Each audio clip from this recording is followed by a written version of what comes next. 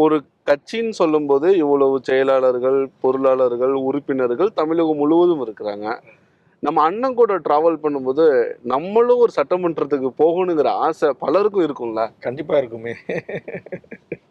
இந்த முறை 2026 தேர்தலுக்கு எத்தனை தொகுதி வேணும்னு கேட்டுட்டு இருக்கீங்க? கேட்டு வாங்க போறீங்க? கண்டிப்பாக நான் ஏற்கனவே பலமுறை திமுக தலைமையிடம் வலியுறுத்தியிருக்கிறேன்.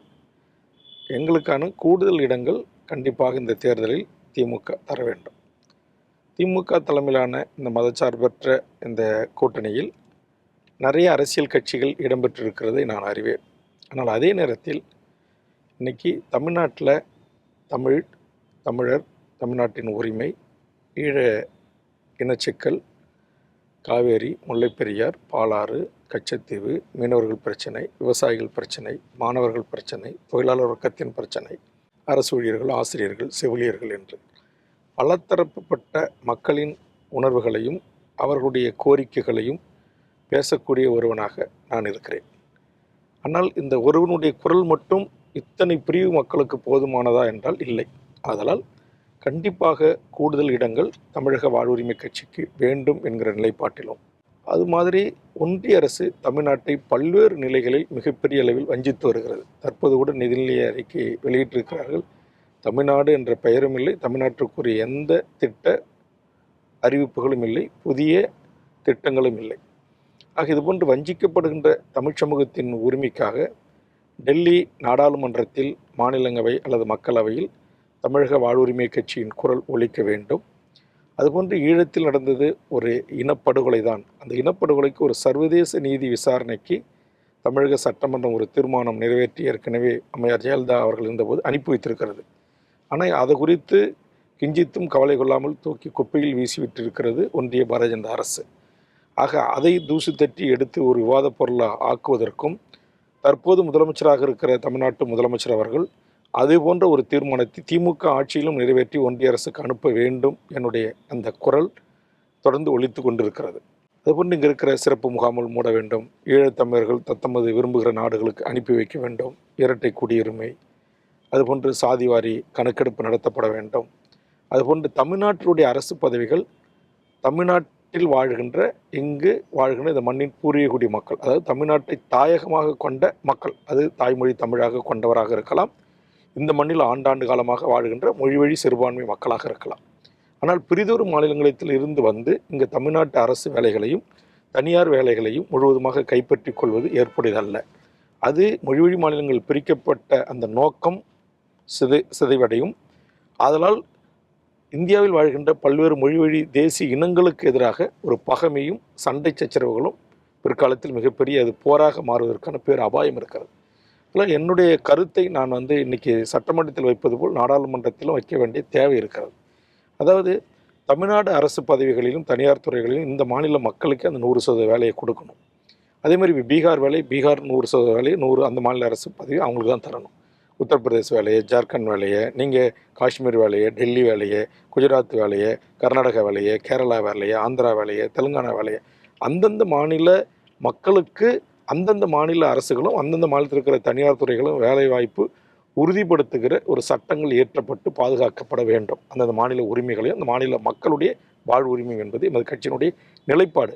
ஆக இதையெல்லாம் அழுத்தம் தந்து பேசுவதற்கு தமிழக சட்டமன்றத்தில் கூடுதல் இடங்களும், நாடாளுமன்றத்தில் எங்களுடைய கட்சியினுடைய குரலும் ஒலிக்கப்பட வேண்டும் என்பதில் நான் மிக தெளிவாக இருக்கிறேன். ஓகேண்ணா. கூடுதல் தொகுதி இந்த முறை இப்போதைக்கு வாய்ப்பே கிடையாது. ஏன்னா பல கூட்டணி கட்சிகள் பலரும் நிறைய தொகுதிகள் கேட்டுட்டு ரொம்ப ப்ரெஷர் பண்ணுறாங்க. இந்த வருஷம் வேணாம், அடுத்த தேர்தலை நம்ம சந்திப்போங்கன்னு ஒரு பதில் வந்துச்சுன்னா உங்களுடைய நிலைப்பாடு என்ன? ஏற்கனவே கூட்டணி கட்சிகள் அதிகமாக இருக்குது, இந்த முறை பொறுத்து கொள்ளுங்கள், இந்த இடத்தில் நீங்கள் போட்டியிட்டு சட்டமன்றத்துக்குள்ளே வாருங்கள் என்கிற வேண்டுகோளோடு தான் கடந்த 2 நாடாளுமன்ற தேர்தலிலும் எமது கட்சி ஒரு இடங்களை நாங்கள் கேட்டோம். அப்போது அவர்களிடத்திலிருந்து இப்படி ஒரு பதில் எங்களுக்கு கிடைத்தது. அதற்கு பிறகு உங்களுக்கு தெரியும், சட்டமன்ற தேர்தலில் எனக்கு ஒரு இடத்தை தந்தார்கள். உள்ளாட்சி தேர்தல்கள் நடைபெற்றன. இந்த உள்ளாட்சி தேர்தலில் நாங்கள் ஒரு மேயர் கேட்டோம், தரவில்லை. குறைந்தபட்சம் கடலூர் துணை மேயர் கேட்டோம், தரவில்லை. ஊராட்சி ஒன்றியத்தினுடைய பெருந்தலைவர் பதவிகள் கேட்டோம், எங்களுக்கு கிடைக்கப்பெறவில்லை. நகரமன்றத்தினுடைய தலைவர் பதவிகள் கேட்டோம், கிடைக்கப்பெறவில்லை. குறைந்தபட்சம் எனக்கு கொடுத்த பண்ருட்டி சட்டமன்ற தொகுதியில் 2 பேரூராட்சிகள் இருக்கிறது. 2 பேரூராட்சிகளில் ஒரு பேரூராட்சி தாருங்கள், அதுபோன்று 2 நகராட்சி இருக்கிறது, ஒரு நகராட்சி தாருங்கள், பண்ருட்டி அன்னாகராம் என்று 2 ஊராட்சி ஒன்றியங்கள் இருக்குது, அதில் ஏதாவது ஒன்றை தாருங்கள் என்று கேட்டோம்.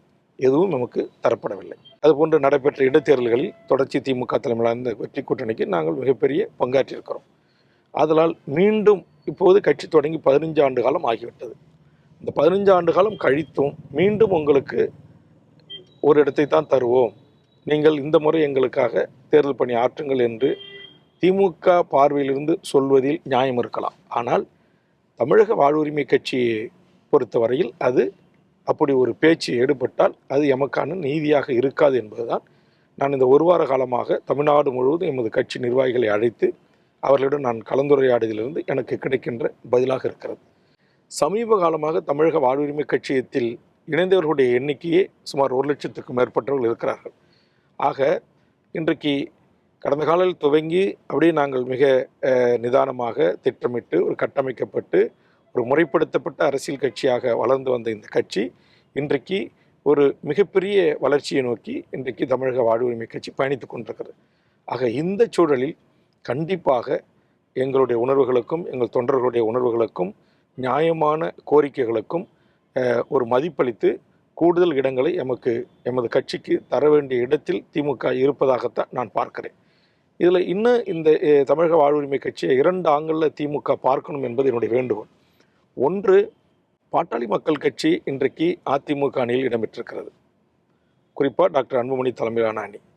மருத்துவர் ராமதாஸ் ஐயா அவர்கள் இன்னும் என்ன முடிவு எடுக்கப் போகிறார் என்பது தெரியவில்லை. கண்டிப்பாக அவர் திமுகவோடு சேருவதற்கு வாய்ப்புகள் இல்லை. அதற்கான காரணங்கள் தாங்கள் அறிவீர்கள்.